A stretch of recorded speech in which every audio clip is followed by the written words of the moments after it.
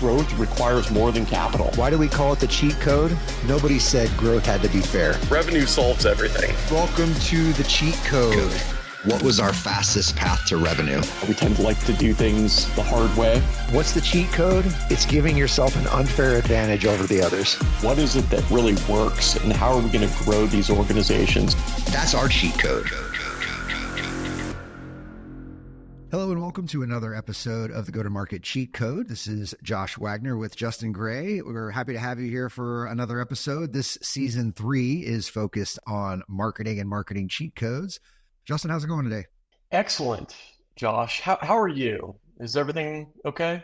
Okay. Everything's okay. Not building out pro formas and building databases for a portfolio company. It's like we never left the services business. I know you were. That's why I sent it. Well, we're excited to have everyone along here for season 3. Like I said, we are focused on marketing and marketing cheat codes. And today's guest is an expert on that topic. As a matter of fact, he leads marketing at Superhuman, has doubled their users, also transformed Superhuman from a B2C email company to a B2B productivity solution built for teams. Sei, welcome to the show. Thanks, Josh. I'm excited to be here. Yeah, it's great. Well, as you know, the show really only has one question, so we're going to pose it to you now, and that is, what is your marketing cheat code? Sounds like you have a great background. For sure. So interestingly, if you think about cheat codes, right, the idea was back in the day, for video games, it gave you an unfair advantage in a particular game for a particular scenario, right? It gave you flight, invulnerability, invincibility, you fill in the blank. But there was never any one-size-fits-all cheat code that would work in every game, in every scenario.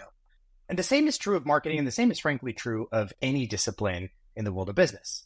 Now, that said, there are cheat code frameworks that can help you design and identify your own cheat code. And the one that we tend to go back to time and time again at Superhuman and prior companies I've been to is, how can you figure out a way to make 1 + 1 = 3? And on the surface, that seems ridiculous because 1 + 1 does not equal 3. Underneath is actually it's meant to be thought-provoking. Is there a way that you can combine different efforts in different initiatives such that the value you get out of them is greater than the sum total? And that really is something that's critical for companies in the startup phase. It's equally critical for companies in the growth and expansion phase, right? We often say that marketing is a game of cake layers, right? You're building one thing on top of another, and really the win comes when those things combine to be that birthday cake at the end of the day, right? They're much more than just the individual ingredients put together. They come out to something so much more. And so that's really what we've designed this framework around, is how do you identify those? And then how do you build campaigns that fit that framework? Love it. Yeah. So, obviously anything that makes people think critically about what they're doing, especially in go-to-market and looking for some inputs that produce an outsized output is what we're going for. So I think the framework is great. 1 + 1 = 3. We can all get it. It doesn't make sense, but it's not meant to make sense. So I think some practical examples would probably be a really good starting point for us to help understand how you've put this framework into motion. Yeah, there are 2 ones that immediately come to mind here at Superhuman. The first is around a product launch, and the second is around an email campaign. So if we think about a product launch, back in 2023, in what I'll call the early days of consumerized AI, this is roughly about a month or 2 after ChatGPT launched, people were kind of going crazy for AI. And so we at Superhuman kind of made a commitment that we wanted to be on the forefront of AI. Email in your inbox was a very logical place to bring AI to make you more productive, to make you faster. And so we decided to launch Superhuman AI. Now, normally when you launch something, you have a public launch, you maybe do some media, you spend a boatload of money on acquisition and awareness, and you hope that you recoup that money over time. We took a different approach to launching. We created Superhuman AI, and instead of a wide publicly facing launch, we actually launched it on Twitter via a single tweet from Rahul, where he simply said, hey, we've built this thing. If you want access, shoot me a DM. I'll get you in. And when folks would DM him, they got a personalized demo, they got a walkthrough, and it gave them the ability to give Rahul instant feedback and access. Now, one of the benefits here is we know that it showed well, we knew it demoed well, and our hope was that it provided people this magical, exciting experience for the very first time, and that would compel them to be more vocal on social. And that came true. People began posting their own videos, their own screenshots, their own commentary on Superhuman AI in reply to Rahul's original tweet. That in turn got more eyeballs, which got more people to reply and say, hey, I want access. And we ran this flywheel over weeks and weeks and weeks and weeks. And originally, if you take that and you break it up, it was simply a single tweet. But that single tweet led into this big viral campaign, right? Each round of new demos led to a new round of people signing up, led to a new round of hype. In the end, we were able to use this to actually do much better for the launch than if we had done any single channel. It actually ended up outperforming a lot of our other launches, including our Superhuman for Outlook launch, or even our Series C funding announcement, which typically are the biggest things a company can do. So I want to rewind there because, the framework you mentioned makes a ton of sense. That example is awesome. When you came on board, or maybe even before you came on board at Superhuman, I'm curious, like, in order to, take this approach to marketing where, you're kind of coming up with a different recipe, as you mentioned, based on, each initiative, desired outcome, whatever it happens to be, like that requires, in my opinion, a pretty good degree of autonomy and like belief, especially like when you relate it to that product launch where it's like, hey, I'm going to send one tweet tomorrow and then peace out. I'm just envisioning that within the walls of a lot of organizations, and we run into this so often where and you mentioned your CEO actually sent the tweet out here. Like there's a general mistrust of marketing out there is what I would say, and I think great marketing leaders and go-to-market leaders like find ways to overcome that. I'm curious, like, first, what did you look for in Superhuman where you knew you could be successful in that environment? And then kind of second part of the question, what did it take to kind of earn that autonomy or at least, a healthy amount of trust to put together a campaign that's, away from the norm, if you will? Sure. Great question. So what I was really excited about when I came to Superhuman is we have this concept here called start to finish ownership, right? It's a value that many other companies have. You can find it at Amazon. You can find it in non-business companies. The Navy SEALs are quite famous for it. One of the things that we really, really value is when you have an area that you're working towards. It could be a project. It could be a KR, a key outcome, a goal.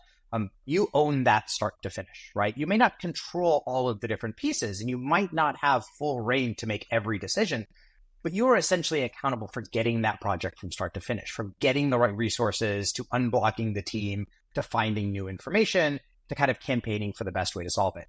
And so that ownership is really what helps to drive some of these campaigns. And so that attracted me in particular because many large companies today view marketing as solely one of the different facets. It's only advertising. It's only brand. It's only growth. And at Superhuman, what Rahul and now Paul, our president, has charged marketing with is, look, you own an outcome. You don't actually own brand. You don't own any of the individual pieces.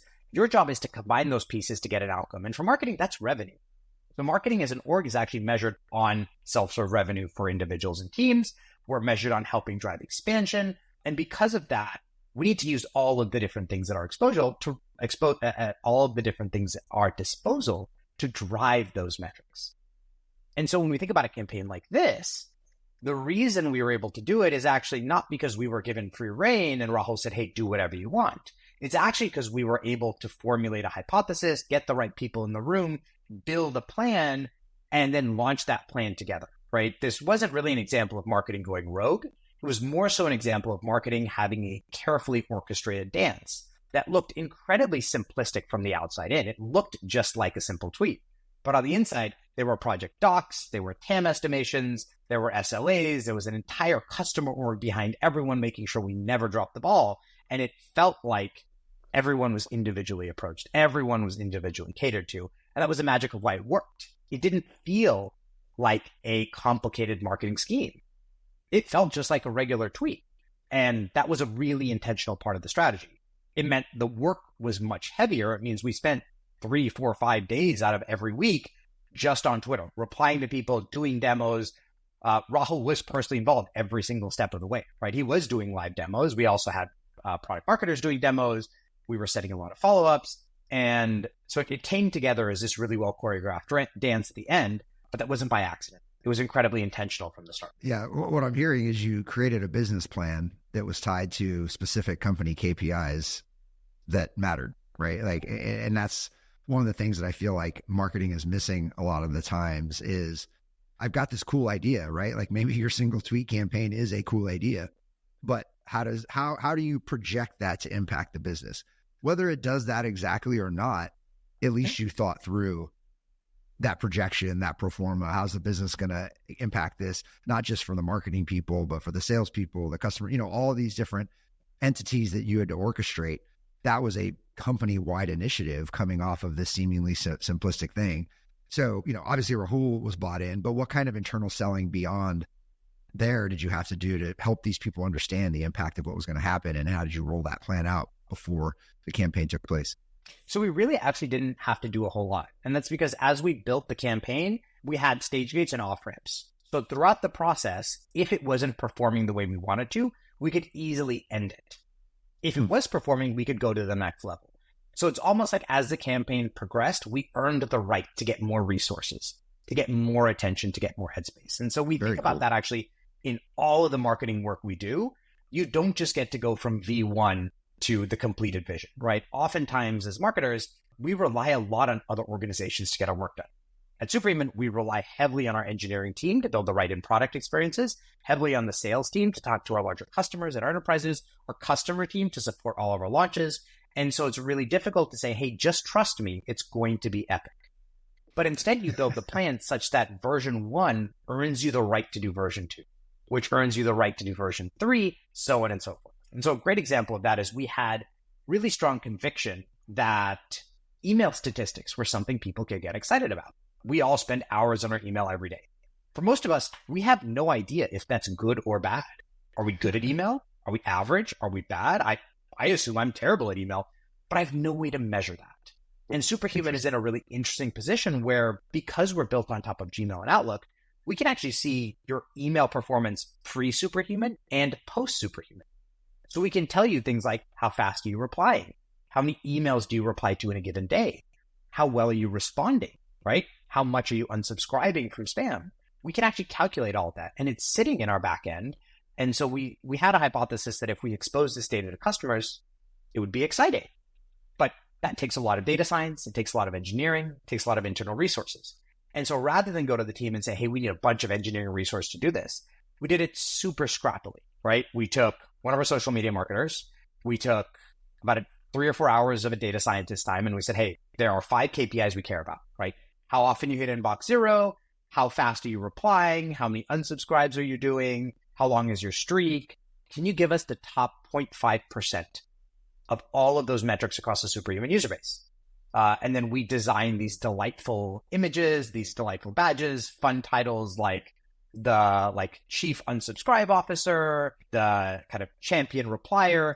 And we manually sent emails to a couple hundred people who fit that, along with a custom referral code, to say, hey, you're in the top 0.1% of Superhuman users in terms of unsubscribes, right? You have unsubscribed hundreds, thousands, tens of thousands of times, right? How cool is that? And we built the images so that they were perfect for social. And what we saw is a lot of people went and posted, and we saw some really honest and exciting posts like, hey, mom, look at me, I'm famous. And then we saw some other kind of sarcastic posts being like, don't know if it's great that I would win an award for unsubscribing, but don't spam me, I'll unsub from you right away. And that led to a ton of awesome social posts and a ton of great content and a lot of referrals. And that earned us the right to go back to the product team and say, let's productize this. Let's send this email to every single customer in Superhuman on a monthly basis. And let's send an admin data about their team and how their team is improving or getting better. And let's add individuals data about how their email habits are improving. And then suggest, hey, it looks like your reply rate is actually going up. That's incredible. Here are 2 or 3 ways to go even faster, right? And so we were able to earn the right to do that by proving it with this kind of V1, which was super scrappy, definitely didn't scale, but proved there was a sign of life. Yeah, I mean, there's 2 awesome things that you mentioned I don't want to gloss over. Like the first is that, going back to your first answer, like marketing is measured by revenue, which is, completely uncommon or very uncommon. The other is, what you just described, obviously, like that very iterative, like earn the right to, go deeper and leverage resources from the company and so on. It seems to me like a lot of those, both those aspects and a lot of others that you talked about, like are truly stem from having a great product, right? Like that builds a lot of trust in folks to go out there and put it on the line and say, hey, and a discipline that normally kind of passes the buck, like, hey, we can only control it to, C. I don't want to be measured to X within this the scale because there's too many other people involved. They could drop the ball, so on and so forth. I'm curious. Do you find that this kind of environment and even the kind of cheat code that you've outlined, has that been unique to Superhuman, or have you seen this type of environment in your past as well? Like how much of this is conveyed and kind of been built versus like this is just a highly unique environment? I don't think so. I think that the framework applies to almost any other company you can find. What changes is what is the 1+1, right? What are those layers of the cake? For Superhuman, it's things that we inherently have the ability to leverage. We have a really well-built product with really excited customers. We put a lot of effort, both in terms of dollars and cents and time, into customer delight so that our customers not just like the product, but they love the product, right? Which is atypical for something like email. You wouldn't think anyone actually gets up and gets excited about emailing, Sure. but that's what we hear on social all the time.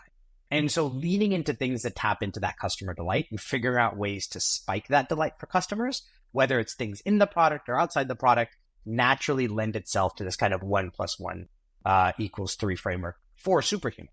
There are things that don't fit really well into our framework. For example, HelloSign and Dropbox Store was before, one of our major channels was paid ads, was Google search, right? Because when you need to buy an electronic signature tool, you typically have a contract on the table and it needs to be signed. So you have a very compelling reason to purchase and you need it now. And you're going to go to Google, you're going to type in electronic signature, and there are going to be 2 or 3 things that pop up. You're never going to scroll. If it's not in those top few, you're not buying it, right? And once you implement it, you're probably not switching very quickly because it's integrated with your legal team and your sales team. So we knew that for us, being top in Google was super critical. So we spent a lot of time and effort on things that would make sure that we were at the top and would reinforce each other. That included things like analyst relations, having a lot of good firms talking about us, writing about us, putting us in their reports. That included things like G2, making sure that we were getting other proof to say, hey, HelloSign is really, really good. It included making sure we had a really strong thought leadership and a really strong SEO. And so when you combine the SEO with the third-party validation, with the thought leadership, it put us in a place where it was relatively easy for us to maintain leadership in Google when people were looking, whether it was through paid ads or something else. And that was the 1+1 equals 3 at HelloSign was, if we're able to maintain dominance there, we can continue to win. Because we were competing against an industry standard DocuSign, right? Mm-hmm. They always were going to be in the selection set. So we needed to work 2 or 3 times as hard to get in there. And the combination of those different channels helped us get there. But again, that worked for HelloSign's business. I don't think that would work for Superhuman's business because there's rarely a compelling moment for the vast majority of people when they wake up one morning and go, today's the day I switch from Gmail.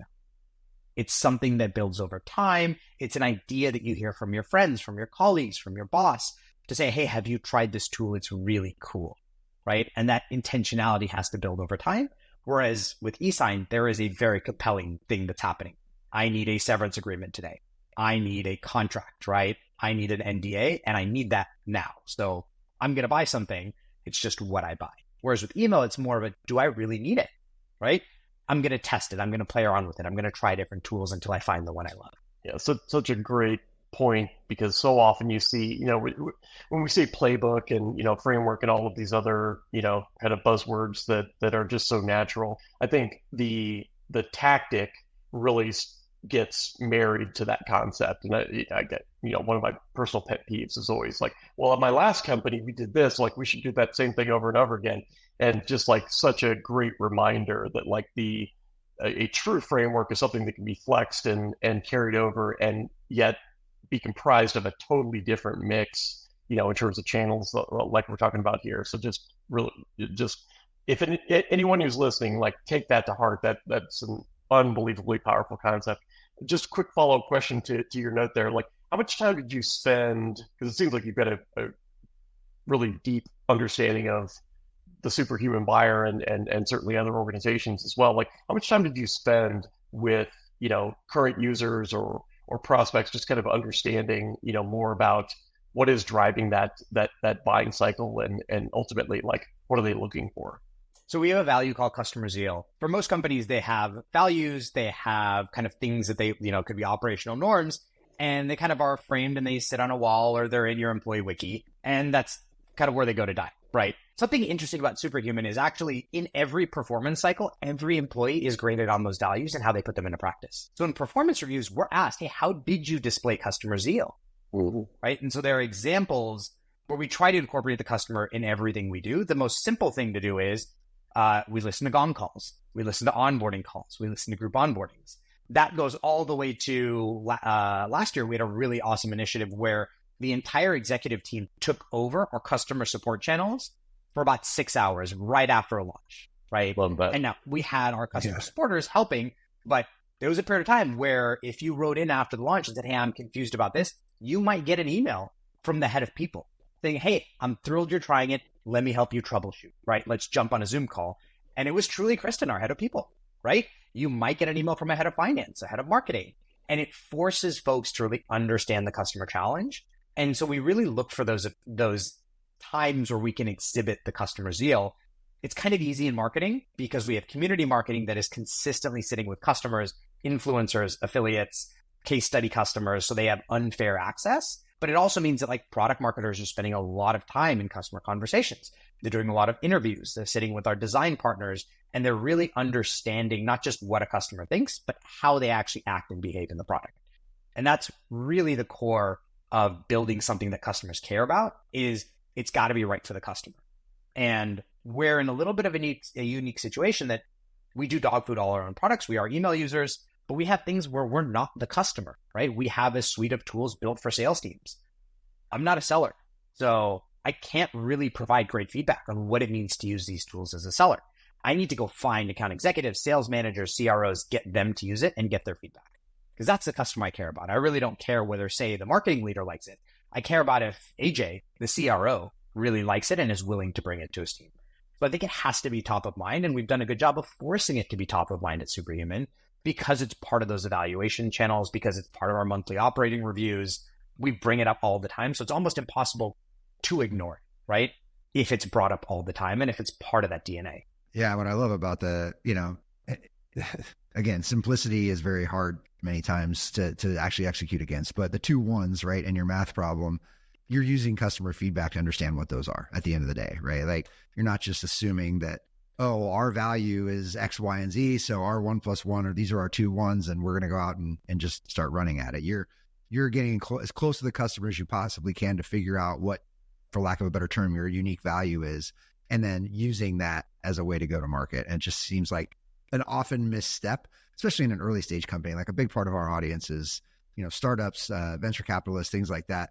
And when you're early, your best asset is, even if you have 10 customers, those are the people that matter, right? And understanding how do I get into their shoes as deeply as possible to figure out what we're going to do to turn on the spigot and get more of those folks like them in the door. And it just sounds like you all have done an amazing job of just tapping into that customer, the customer value, and what your assets are from that aspect of the business. That's pretty incredible. Yeah, I think marketing is not unique, but is plagued by a challenge of everyone can think of marketing strategies and ideas. And all too often we hear, oh, it worked at X company. Let's just do that. Right. And we hear that everywhere. You look at companies that are doing incredible things, right? You look at companies like Notion or Brex or Runway and others, and you hear, oh, it worked for them. Just do it for us. And you forget that these are very, very different companies with very different go-to-markets, very different models. And just because it worked for them, it doesn't mean it works for us. The challenge with marketing is that often comes with ARR spend. So it's really easy for a marketing leader or an early stage startup to think that they have to blow hundreds of thousands of dollars in order to find this 1 + 1 = 3. But in many cases, it comes from just understanding your customer, how they buy, why they buy, and then what channels are conducive to that, right? And because you're testing into those channels, because you're earning the right, you avoid the dreaded, we just blew $7 million in 2 months and we have nothing to show for it, right? We got a ton of clicks, but no conversion. And I think that's the nightmare scenario for a lot of folks in the startup game today. Money is no longer free, right? They can't just raise round after round after round.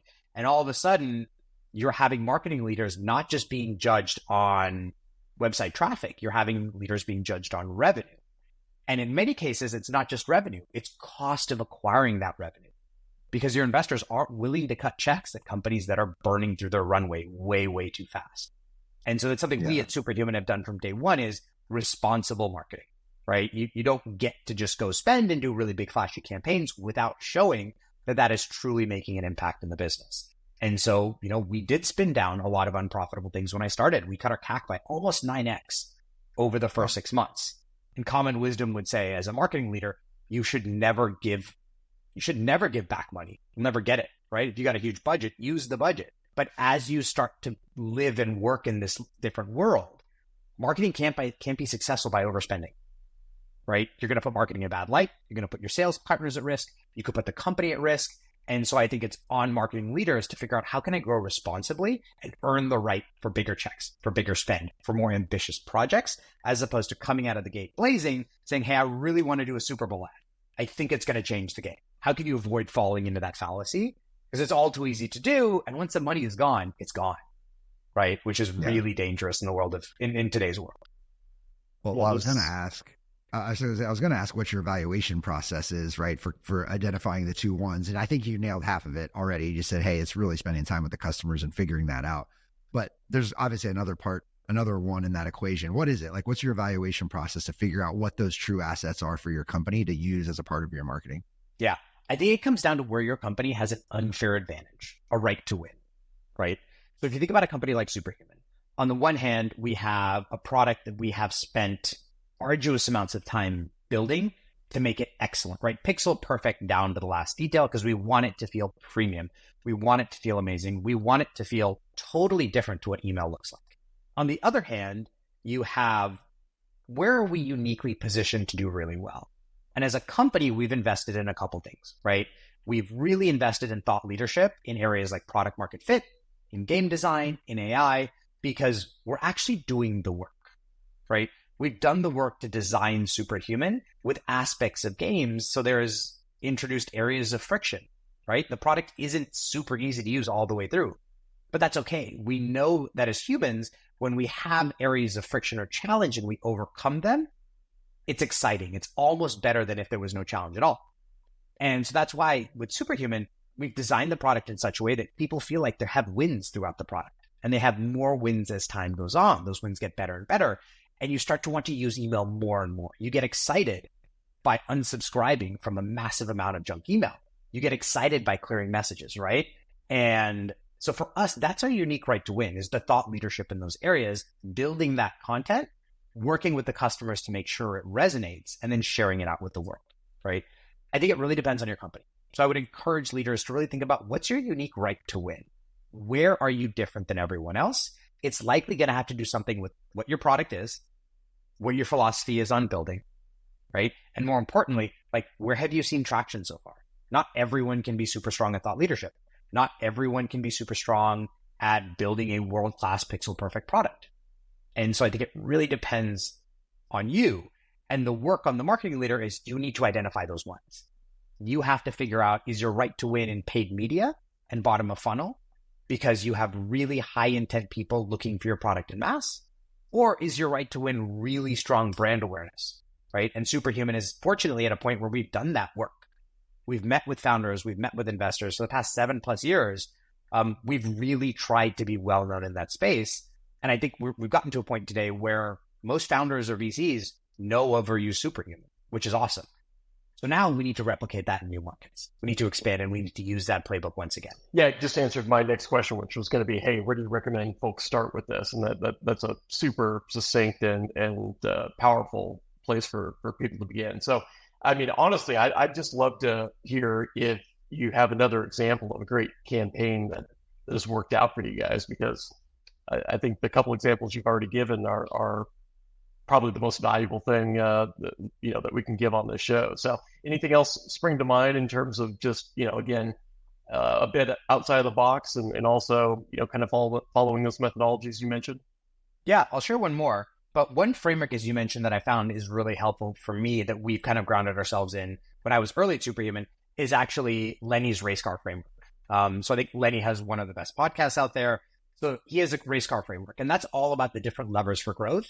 And it helps people really crystallize, what are areas of what he calls a turbo boost, spending a lot of money to drive a one-time acceleration? What is an engine, right?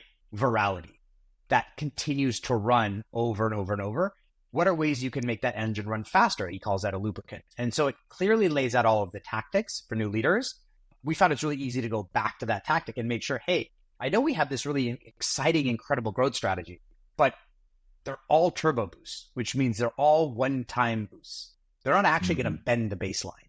How do we bend the baseline? And it helps us get away from what feels really exciting, really sparkly, and really glamorous, and grounds us in, yeah, but next month, we're not going to be able to depend on that, right? It's going to be gone.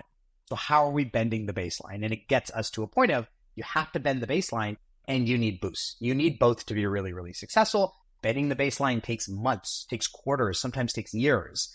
And you need boosts to carry you through that time. But if you only focus on boosts, you're never actually going to bend that baseline, right? And you're never going to see more and more profitable growth. Yeah. But back to your question, what's another example of different things we've done? One of the rights to win I mentioned is we do a lot around thought leadership, right? And so we actually have a very intentional media and event strategy at Superhuman, where we've built a few really key cornerstone pieces of leadership, right? One around game design and one around product market fit. And our CEO and founder, Rahul, is pretty well known for building those two artifacts. And so we actually, as part of our strategy, I try and get Rahul on stage at conferences as much as we can, right? Because A, we know that thought leadership is incredibly valuable. Every founder in the world is trying to think about product market fit. Every single builder of a product is trying to figure out, how do I get my product to be more sticky and more exciting? And so these are areas where we have a right to have topical authority. And so we try and attend these conferences. At the same time, when we're at the conference speaking, we have a secondary strategy, which is all about media interviews and one-on-one conversations, right? So the speaking piece is one exciting part of it, but that also earns us the right to go have conversations with journalists at different media outlets. That could be your tier one outlets like TechCrunch. Those could be outlets in Europe. Those could be different kind of smaller, more point-related outlets. Those could be podcasts. And so by attending some of these larger shows, we also earn the right to have one-on-one conversations with these journalists. And then once we have a launch, we can tap into those one-on-one conversations and say, hey, remember that conversation we had in May? It's real, right? We're going to market. Do you want to have another conversation? Right? And that allows us to get tier one press and coverage because we're already familiar. Folks know us. They've had a couple conversations. And that tier one press then earns us the right to go back to a new set of conferences because all of a sudden now we're in more press. We have more awareness. And that flywheel continues, right? Get better and better shows, get more tier one shows, get more press, rinse and repeat, right? And now we're at a point where we're lucky in that our show calendar is completely booked. Rahul has no additional time, but we have other folks with subject matter authority that are going to conferences, right? Whether that's our engineering leaders, our product leaders, our marketing leaders, our sales leaders, and they in turn are starting those flywheels as well, right? And again, it makes it feel like Superhuman is much larger, super massive, has giant marketing budgets, when in reality, we're just taking, again, 1 + 1, and we're making that equal 3. So it feels massive, but in reality, it's just very, very intentional. Yeah, that's great. I think a lot of companies don't understand the organic nature of PR these days and how you can hack that a little bit. We often are telling the founders that we work with to find, if you're new and you don't have that authority that, maybe your CEO has today, how can you go use smaller events and industry niches to gain that authority, right? And start to up-level yourself and get some content out there that can then be repurposed and packaged up. But that next step of getting the one-on-one journalist conversations, things like that, hadn't thought of it, love it. I think that's a great, tactical cheat, for lack of a better term, that came out of the show, along with, I love bend the curve. What would you say? Say it again. Bending the baseline. Bending the baseline. I love that. Yeah. My favorite. That's a good one. Well, I think one piece that you highlighted that I would stress to folks is the only reason we earned the right to go to those conferences was because of the work we did to build that thought leadership, right? We didn't wake up one morning and go, we're going to build product market fit, right? We worked for 6 months where Rahul, the product team, spent so much time on the metrics on the background to make sure it worked. We tested it. It wasn't something that we dreamed up one day or we put in the ChatGPT and said, like, give me some thought leadership ideas. We were incredibly intentional. And so I think a big mistake for companies is thinking you can wake up one morning and just have thought leadership and then go sell it, People are super smart today. They can see through that in an instant. And so you really need to make sure what you have is not just better than the average, but so much better that it is compelling to have you at events. It is compelling to have that article. It's compelling to have that artifact, because that's what's going to pull you into the flywheel to get that flywheel going, right? And so even today, we're thinking of building it. It's something that we're planning 6 months out. The next piece of thought leadership is a 6-month build process for us. Because again, it can't just be at the bar. It has to be substantially better than the bar for you to get more than your fair share of pull, right? Your unfair share, which is going to get you into those events and conferences. Sorry, Josh, I cut you off. Well, no, and now that you mentioned it, I was thinking about that in your first example of when you said you send the single tweet. Well, that's going to have zero impact if you don't have a following, and you don't have a following without some thought leadership, right? Like, it's all coming together. You don't just send out a tweet I don't send out a tweet and get a massive amount of feedback. It doesn't really work that way. So I think that's just incredible, the way it's all very intentional. It's all pulled together. None of it is random. We used to joke at our last firm, our chief strategy officer would always say, we're trying to avoid random acts of marketing, right? And my big takeaway from speaking with you is that nothing is random, right? It's all thought through, intentional, and built into the formula so that you're going to get some sort of 1 + 1 = 3 in that outsized outcome. Well, you've touched on it quite a bit here, Sei, but for those who don't know, maybe a quick plug for Superhuman and where we can find you and Superhuman if folks want to learn more. For sure. So Superhuman is revolutionary AI email redesigned for teams. And our goal is to take the 3 to 4 hours that folks spend every day in their Gmail or their Outlook and shrink that time by helping them focus on what matters most. So it's a combination of prioritizing the right emails, making sure that you're responding to them at the right time, and then helping you move faster to the emails that maybe could be responded to tomorrow or the day after that or the day after that. Best, people are getting hours back every week. We like to say it's about 4 hours on average if you're using Superhuman, which is huge. If you think about a year, that's almost a full month back every single year. If you think about the time you spend. For an account executive, that's an additional month of selling time, right? For a marketer or a designer, an additional month of design time. For an executive, another month of fundraising or selling time, right? It could be huge. And it's the one place that remains uninnovated in our world. We have awesome tools for chat. We have awesome tools for wikis. We have incredible tools for AI. And most of us still live in the same inbox that we lived in 20 years ago.